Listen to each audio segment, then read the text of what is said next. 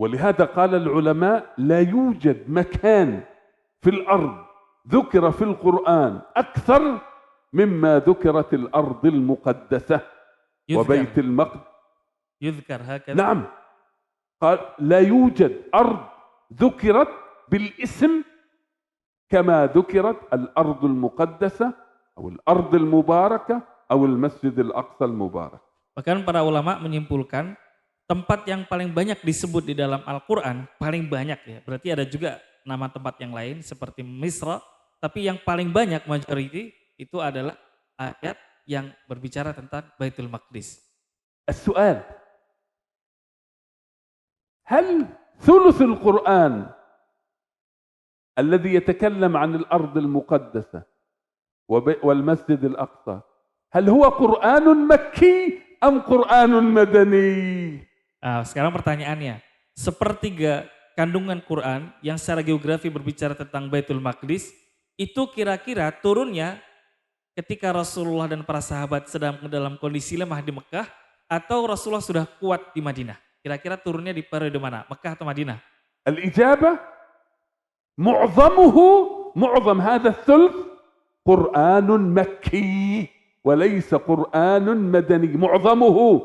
معظمه أنا أعرف الآيات التي نزلت عن الأرض المقدسة في المدينة، لكن معظم ثلث القرآن عن الأرض المقدسة نزل في مكة المكرمة، قرآن مكي. Tidak semua turun di Mekah, tapi setelah saya teliti dari geografi Baitul Maqdis yang disebutkan dalam Al-Quran itu, mayoritas itu turunnya kondisi Nabi sedang di Mekah, kondisinya sedang lemah, meskipun ada beberapa surat tentang Baitul Maqdis turunnya di Madinah. Tapi kebanyakan itu di periode Mekah. أرجو تركزوا معي الآن، سأصل إلى استنتاج وخلاصة مهمة، أريد تنتبهوا معي جيدا، يعني أريد عقلكم لمدة دقائق محدودة، لأن هذا استنتاج مهم. قلنا أن من صفات القرآن المكي أنه جاء لتثبيت العقيدة، وقلنا أن معظم الآيات التي تتكلم عن الأرض المقدسة والمسجد الأقصى نزلت في مكة المكرمة في القرآن المكي. ماذا يعني هذا؟ أن الأرض المقدسة وبيت المقدس مرتبطة بعقيدة المسلم. Ya, kalau tadi kita lihat surat-surat dan ayat yang turun di Mekah banyak berbicara tentang akidah, keyakinan. Dan fakta yang kedua, tentang Baitul Maqdis secara geografi adalah tempat yang paling banyak disebut dalam surat Al-Quran yang turun ketika Rasulullah masih di Mekah, menunjukkan ada korelasi yang sangat kuat antara akidah, antara juga akidah Baitul Maqdis. سأعيدها مرة أخرى، أنا أحب التكرار حتى ترسخ في عقلنا.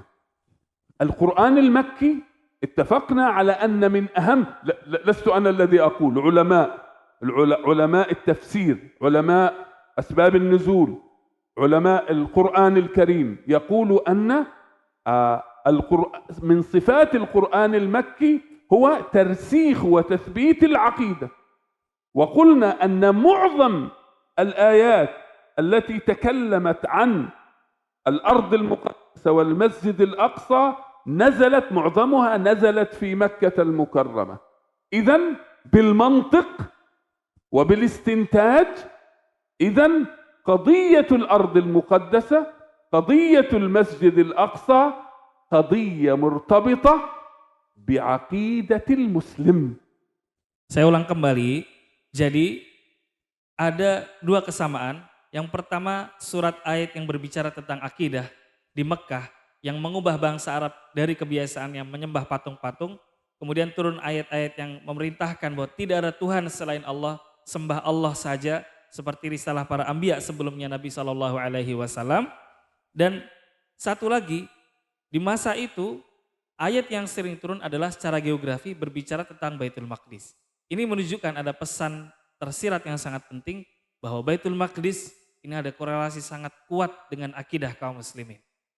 إذن الاستنتاج الآخر قضية الأرض المقدسة ليست قضية خاصة بالفلسطينيين ولا بالعرب، بل هي قضية خاصة بكل مسلم لأنها مرتبطة بعقيدته. Kalau semua kaum muslim ini akidahnya sama, apapun bangsanya, rasnya, warna kulitnya, semua kaum muslimin di dunia ini menyembah Allah, maka makna yang sama.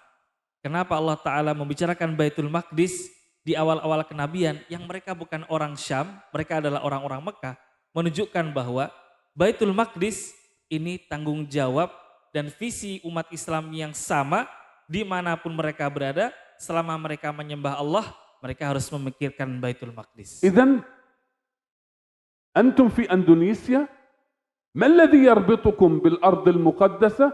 ما الذي يربطكم ببيت المقدس؟ أنه جزء من عقيدة كل واحد فيكم. Nah, kesimpulan singkatnya, sebagai kita anak-anak bangsa Indonesia, bukan bangsa Arab, lebih lagi bukan orang-orang Palestina, bukan orang Baitul Maqdis, apa tanggung jawab kita dengan Baitul Maqdis? Yaitu sama dengan akidah kaum muslimin, maka urusan Baitul Maqdis adalah sama, yaitu seperti akidah kaum muslimin, bagian daripada akidah umat Islam. لاحظوا هنا المصطلح الذي تكلمنا به، المصطلح القرآني ومصطلح هو الذي ربطنا عقائديا بهذا المكان المبارك المقدس. Ya, beginilah cara Allah mengkomunikasikan melalui surat dan ayat yang Allah turunkan kepada Rasulullah dan para sahabat. لكن عندما تقول دولة فلسطين لا يوجد لا في القرآن ولا في سنة رسول الله صلى الله عليه وسلم، وبالتالي هذا يوضح ما وضحناه بالأمس أهمية المصطلح. نحن نتكلم هنا الأرض المقدسة ثلث القرآن جزء من عقيدة المسلم. Inilah kenapa di awal saya berpesan pada antum pentingnya nama, karena nama identitas. Kalau kita sebut Palestina sebagai negara, itu batas-batas wilayahnya ditentukan oleh Britain atau Britania Raya. Dan itu nggak ada hubungannya, karena nggak disebut dalam Al-Quran, nggak disebut oleh Rasulullah, nggak ada hubungannya dengan akidah Palestina sebagai negara. Tapi kalau dia Baitul Maqdis, maka ini terikat kuat dengan akidah kaum muslimin, dan Rasulullah SAW berbicara tentang hal itu. طيب ممكن أحدكم يسأل طب يا أستاذ أعطينا بعض الآيات التي تتكلم عن الأرض المقدسة والمسجد الأقصى في القرآن الكريم.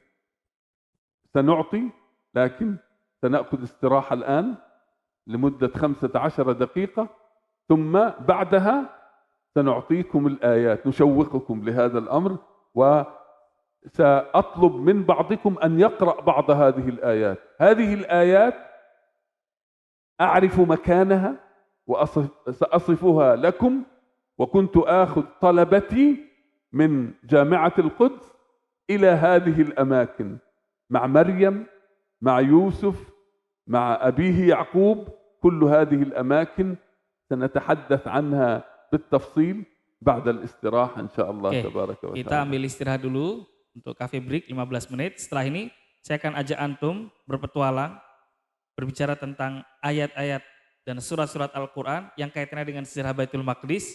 Sebagaimana dulu saya pernah ngajak mahasiswa saya di Universitas Al-Quds di Baitul Maqdis, saya ajak ke tempat-tempat yang di situ disebutkan dalam Al-Quran. Di mana dulu tempat tinggalnya Bunda Maryam, di mana tempat terjadi dialog Nabi Yakub dan putranya, di mana ayat-ayat itu menyebutkan, saya ajak dulu mahasiswa saya ke tempat-tempat tersebut langsung melihat agar kuat histori mereka. Nah, insya Allah nanti kita akan kaji itu ke sana, tapi setelah jeda coffee break. Demikian, wassalamualaikum warahmatullahi wabarakatuh ala Muhammadin wa ala alihi wasallam. Barakallahu fikum. Barakallahu fikum.